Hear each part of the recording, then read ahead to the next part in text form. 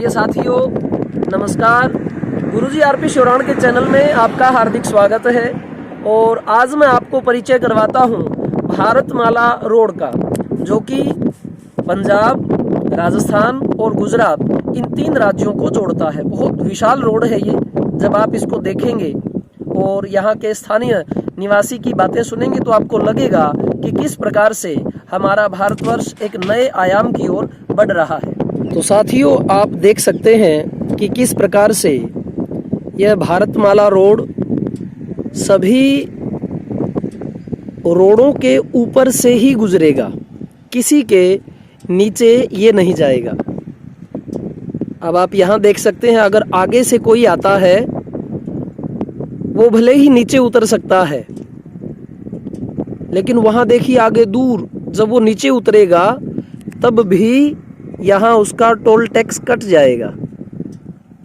यहाँ toll tax उसका कटेगा जब वो यहाँ इस रोड से आते हुए नीचे जाएगा। फिर जैसे ही वो यहाँ किसी सामान्य रास्ते के लिए निकल सकता है, लेकिन अगर इस गोलाई से घूम करके सामान्य रास्ते का कोई व्यक्ति अगर ऊपर आता है तो देखिए, जैसे ये सामने से गाड़ी आ रही है, अगर ये मान लो ऊपर चढ़ना चाहती है तो इसे इस रोड पर जाना होगा जिस पे अभी ये जा रही है। और सामने आप देखेंगे कि पहले इसका टोल टैक्स कटेगा इस मुख्य रोड पर आने से पहले। वो रहा सामने आगे टोल टैक्स, वहाँ कटेगा। अभी ये शुरू नहीं हुआ है। यहाँ इसका आगे जाकर के पहले टोल टैक्स कटेगा और फिर ये इस मुख्य रास्ते पर आने पाएगी। कह सकते हैं भारत का बहुत विशाल रोड है ये। इस प्रकार हमारा भारतवर्ष एक नई दिशा की ओर बढ़ रहा है। जहाँ का इंफ्रास्ट्रक्चर अच्छा होगा, सुविधाएं दी जाएंगी, तभी लोग आकर्षित होंगे। और ये जो राजस्थान का क्षेत्र है, यहाँ पर विकास द्रुत गति से आगे बढ़ेगा। ये है रोड की दूसरी साइड। आप यहाँ देख सकते हैं, अगर उस साइड से आगे आने वाला कोई नीचे की तरफ उतरना चाहे तो इस साइड भी वैसा ही गोल चक्कर। पहले वहाँ उतरते हुए टोल टैक्स कटवाना पड़ेगा और फिर आप किसी सामान्य रास्ते पर जा सकते हैं। ये देखिए, इस रोड के दूसरी तरफ का हिस्सा जहाँ फिर से गोल चक्कर बंद करके और सामान्य रास्तों पर लोग चले गए हैं। सारी सुविधाएं इसी रास्ते पर आपको प्राप्त हो जाएंगी। इस साइड से अगर आप ऊपर चढ़ते हैं दूसरी तरफ से, यहाँ भी आपको टोल टैक्स कटवाना पड़ेगा, फिर आप मुख्य रास्ते पर चढ़ पाओगे। तो इस प्रकार आपने देखा भारतमाला रोड की विशालता।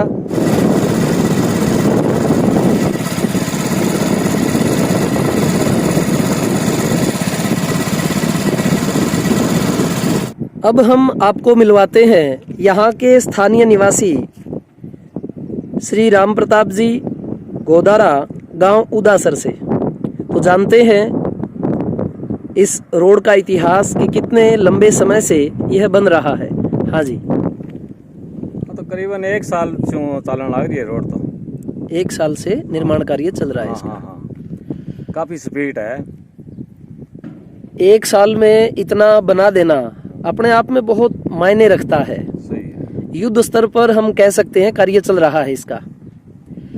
तो आपने जितनी उम्र अपनी यहाँ व्यतीत की है इस क्षेत्र में, शुरू से लेके अब तक आपने क्या परिवर्तन देखे हैं?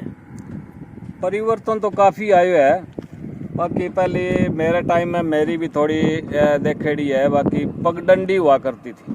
पगडंडी पैदल, जियां आदमी पैदल चला है, बीती डांडी होती कि ऊँट गाड़ा होता को नहीं आ। इन वास्ते पैर जो पूरा रस्तो बनतो ही को नहीं हो। पगडंडी दरखत भी इतना ज़्यादा हा को नहीं। अब पूरा दरखत है, पूरी हरियाली है। और पर नीचे को पानी भी मिट्टो हो गया, जो ट्यूबवेल लग गया। और इतनी बड़ा रोडां की है सरकार बनाई है, अभी बहुत अच्छी है। मतलब रास्ते नहीं थे, हाँ, पगडंडियां थी पगडंडियां थी पहले। हाँ, फिर गाड़ियां चलने लगी, गाड़ियां चल गई, रास्ते बने, सड़कें बनी, अब ये महासड़क। तो पगडंडियों से लेकर इस महासड़क तक का सफर आपने देखा है। बिल्कुल देखिए।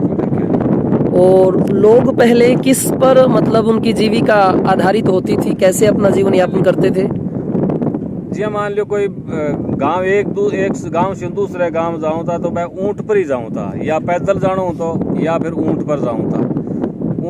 ऊंटा के पीछे मतलब गाड़ा भी ऊंटा को नहीं, आज यहाँ गाड़ी है, गाड़ा है ऊंटा को नहीं है। भी थोड़ा ही साल पहले मान लो 2028 गए सम्मत 2027-28 के आसपास ऊंट गाड़ा चालिया। जब ऊंट गाड़ा चालने के बाद रास्ता बना, पहले तो पगडंडी होती। तो बारात वगैरह भी ऊंटों पर जाती थी? हाँ, ऊंटा भी बारात जानती है, मेरी देखती है। ऊंटा भी बारात जाऊँ थी तो रस्तो 2 दिनांग हुआ या 3 दिनांग हुआ बारात हटूँ जाऊँ थी। तो पनी पता हो तो भाई हटूँ आज आप बारात चढ़ जा तो फलाने गांव में रात में रहना हुआ, भट्टा रोटी खा लिया, बड़ा अगले गांव दूसरे गांव बारात जाऊँ थी तो 2-3 दिन रहूँ बारात पहुँचती, भी टाइम लाग। तो बाकी आज का युग तो बहुत सुंदर युग है। और ये सरकार ने रोड के मामले का एक नंबर काम करी है। तो वैसे आप किस सरकार का समर्थन करते हैं? जी मैं तो कांग्रेसी आदमी हूँ, लेकिन बीजेपी के गुण गाते हैं। बीजेपी ने जो काम अच्छा किया है। दुष्यंत कुमार की गजल है कि आग मेरे सीने में न सही, तेरे सीने में सही हो, कहीं भी आग जलनी चाहिए। तो विकास होना चाहिए, चाहे सरकार किसी बीजेपी की हो कांग्रेस की हो, विकास होना चाहिए। और विकास 5-7 साल में अच्छा हो विकास। रोड के मामले में गडकरी जी एक नंबर काम करिए। देश के हित में संकीर्णताओं का त्याग करके गजब है, खुले मन से कार्य होना चाहिए। ये आप मानते हैं? बिल्कुल। तो इस रोड का लाभ क्या स्थानीय लोगों को होगा? स्थानीय लोगों तो खास करके कोई लाभ को नहीं, क्यों ऊपर रोड के ऊपर मतलब कोई साइड में कोई ऊपर चढ़ने वास्ते कोई राखिड़ो को नहीं, यूँ वास्ते स्थानीय गाँव दी तो जो तो फायदो को नहीं। बाकी देश के लिए अच्छा है। देश के लिए अच्छा है। हाँ, देश के लिए अच्छा है। जैसे कोई हनुमानगढ़ से बीकानेर जाना हो, हनुमानगढ़ से मान लो आगे जोधपुर या कहीं जाना हो तो जल्दी इसमें हो जाता है। लंबी यात्रा से थके हुए मुसाफिरों के लिए यहाँ पर रुकने की भी सुंदर व्यवस्था की जा रही है। दूर आप दीवार देख सकते हैं, इनसे घिरा हुआ यह स्थान, भोजनालय भी यहीं होगा, रेस्ट हाउस भी यहीं होगा, हर प्रकार की सुविधा यहीं देने का प्रयत्न किया जाएगा।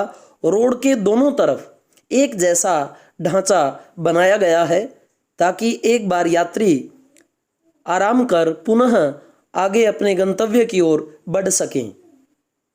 एक जैसा पैसा लगना है और सामान और उच्च स्तर की सहूलियत प्राप्त करना गवर्नमेंट का लक्ष्य रहेगा। यहाँ आप देख सकते हैं दोनों तरफ रेलिंग, ये एक तरफ का रास्ता है, दूसरी साइड का आपको उस साइड मिलेगा। मरुधर भूमि के अंदर से ये गुजरता हुआ, जिसके ऊपर कहीं से कोई प्रवेश नहीं कर सकता, निश्चित स्थानों से ही व्यक्ति इसके ऊपर चढ़ सकता है। भूमि से देखिए कितना ऊपर उठा करके इसे बनाया गया है। वृक्ष सभी इस रोड के लेवल से नीचे हैं। दूर तक का ये खुला क्षेत्र आप देख सकते हैं। बहुत लंबा रोड है ये, अभी शुरू नहीं हुआ, इसका निर्माण कार्य चल रहा है। जैसे ही निर्माण कार्य संपन्न होगा तो बहुत लंबी दूरी को कुछ क्षणों में ही ये निपटा देने में सक्षम होगा। कैसे विशाल टीलों को बीच से चीरकर बनाया गया यह रोड अद्भुत है। मनुष्य के उत्साह की सीमा नहीं है। 10-15 किलोमीटर दूर यहाँ से हमारी नजरें जा सकती हैं।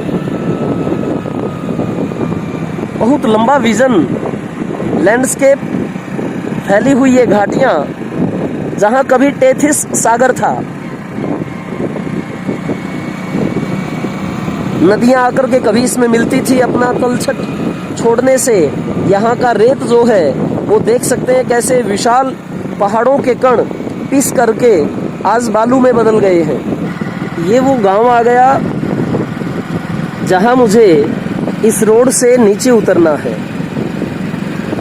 अगर यहाँ कोई कट मुझे नहीं मिला तो पता नहीं 20, 30, 40 न जाने कितने किलोमीटर से मुझे वापस आना पड़ेगा। लेकिन मैंने सुना है कि यहाँ पर एक कट है, अभी निर्माण कार्य जो चल रहा है, श्रमिक यहाँ से आवागमन करते हैं। ये देखिए गांव बहुत दूर रह जाता है। ये है उदासर गांव। वो जो आगे रास्ता है इस मंदिर की दूसरी तरफ से, वहाँ से मुझे लगा इस पे चढ़ने को और उतरने को मुझे जगह मिल जाएगी। ये रहा हल्का सा एक कट जहाँ से मैं नीचे ले सकता हूँ अपनी बाइक को। ये आ गया कट। ये देखिए इस तरह से अंततः मुझे कट मिल गया। और बीच से मैं आया हूँ तो मुझे लगता है बहुत ज़्यादा किलोमीटर मेरी बची हैं, कम से कम 20 के करीब। बहुत दूर से घूम के मुझे आना पड़ता। ये है वो दूर, देखो रोड के ऊपर आप नहीं आ सकते। यह है भारतमाला।